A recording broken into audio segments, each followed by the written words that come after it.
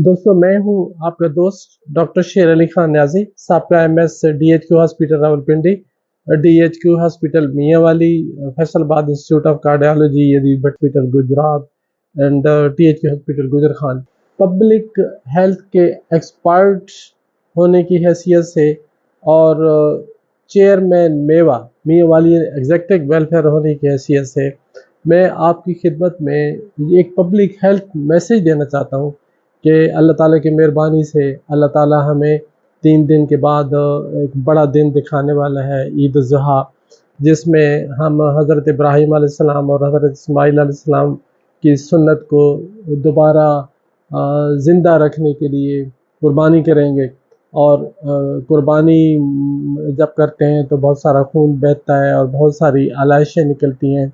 और मैंने देखा है अक्सर के घर भी गंदा हो जाता है, गलियाँ गंदी हो जाती हैं, और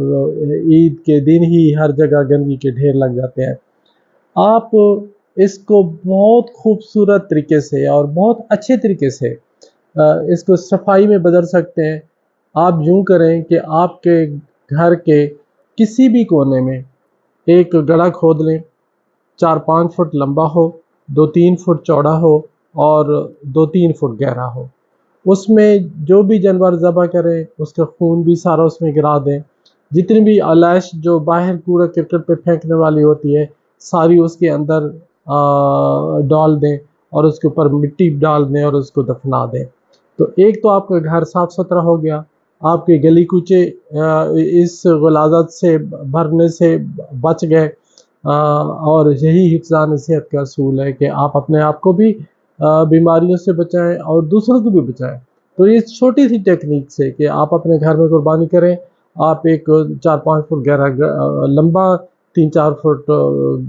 गहरा और 2-3 फुट चौड़ा गड्ढा खोद लें और उसके अंदर ये गलादत सारी डाल दें, उसके ऊपर मिट्टी डाल दें। और अच्छी बात तो ये है कि उसके ऊपर फूल वगैरह दोबारा काश्त कर लें, पहले गमलों में लेके अपने पास रख लें, ये सब्जियाँ काश्त कर लें, क्योंकि यही गलादत आगे 2-3 महीनों में ये एक बेहतरीन खाद बन जाएगी और आप जो ऊपर उस पर काश्त करेंगे तो वो उसके लिए बेहतरीन खाद का काम करेगी। जो लोग शहरी इलाकों में रहते हैं तो हर घर में कोई ना कोई तो फूलों की क्यारी होती है, तो यही गड्ढा फूलों की क्यारी में बना दें और जब ये सारी गलाज़त को दफना दें तो ऊपर फूल दोबारा काश्त कर लें। इस तरीके से आपका घर, आपकी गली कूचे और आपका शहर गंदगी से बच जाएगा और आप